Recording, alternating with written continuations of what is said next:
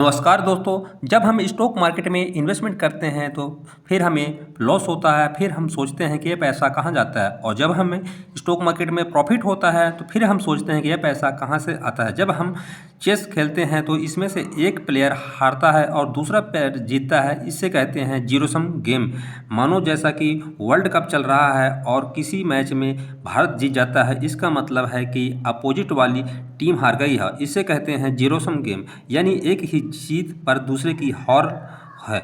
तो हमारे मन में यह सवाल आता है कि क्या स्टॉक मार्केट भी जीरो सम गेम है?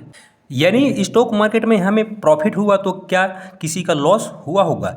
इसका उल्टा, यानी हमें किसी स्टॉक में लॉस हुआ है तो क्या यह मतलब है कि किसी को प्रॉफिट हुआ होगा? नहीं, ऐसा बिल्कुल भी नहीं है। स्टॉक मार्केट एक जीरो सम गेम नहीं है।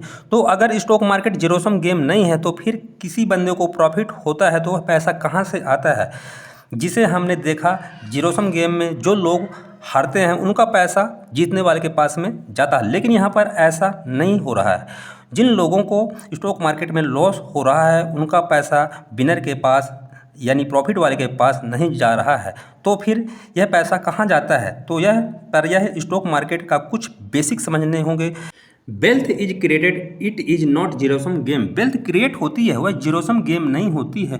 अगर कोई कंपनी कोई बिजनेस शुरू करती है और किसी प्रोडक्ट को बेचने लगती है, उससे जो प्रॉफिट होता है उससे वेल्थ क्रिएट होने लगती है। आपके बिजनेस में जो प्रॉफिट मिलता है इसका मतलब यह नहीं है कि किसी को लॉस हुआ होगा। इसी प्रकार अगर किसी कंपनी की स्टॉक का प्राइस बढ़ता है तो उसका मतलब यह है कि कंपनी की इकोनॉमिक वैल्यू बढ़ गई है। उसी प्रकार स्टॉक का प्राइस घटता है तो इसका मतलब यह है कि कंपनी की इकोनॉमिक वैल्यू घट गई है।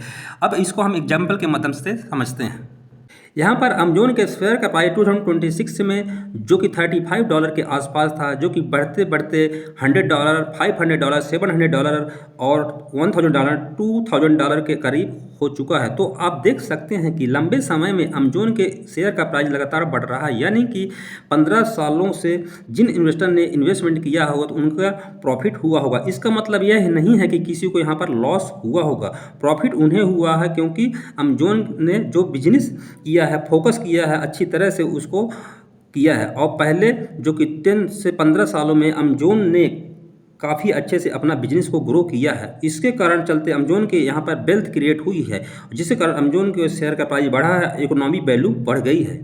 एक और एग्जांपल में जैसे रिलायंस कम्युनिकेशन के शेयर का प्राइस 10 ईयर्स पहले 700 के आसपास था, जो कि अभी वर्तमान में ₹1 के आसपास ट्रेड कर रहा है। जैसे हमें पता है कि कंपनी शेयर प्राइस लंबे समय में कंपनी के बिजनेस परफॉर्मेंस को फॉलो करते हैं, और जो कि अमेजोन का बिजनेस लगातार अच्छा रहा है, जिसके चलते कंपनी के शेयर प्राइस अब कंपनी का बिजनेस परफॉर्मेंस को फॉलो किया है, और यही कारण है कि कंपनी का स्टॉक का प्राइस बढ़ा है। इसका उल्टा रिलायंस कम्युनिकेशन बिजनेस परफॉर्मेंस को लगातार बिगड़ती चली गई है, जिसके कारण स्टॉक का प्राइस गिरता चला गया है। और शेयर होल्डर ने रिलायंस कम्युनिकेशन शेयर को 10 से 15 साल पहले खरीदे थे, उनको लॉस हुआ होगा। तो गाइस, इसका मतलब यह नहीं है कि यहाँ पर किसी को प्रॉफिट हुआ होगा। उनको लॉस हुआ है, जो कि रिलायंस कम्युनिकेशन बिजनेस परफॉर्मेंस को खराब हो गई, जिसके कारण कंपनी की इकोनॉमी वैल्यू कम हो गई है, जिसके कारण यहाँ पर उनको भी लॉस हुआ है। तो बिजनेस जो कि वेल्थ क्रिएट करते हैं और वह अपने प्रोडक्ट बेचते हैं, जिससे प्रॉफिट कमाते हैं और इकोनॉमिक वैल्यू बढ़ती चली जाती है। यही कारण है कि यहाँ पर अमेजोन के शेयर का प्राइस बढ़ता चला गया, क्योंकि कंपनी का यहाँ पर इकोनॉमिक वैल्यू बढ़ती चली गई।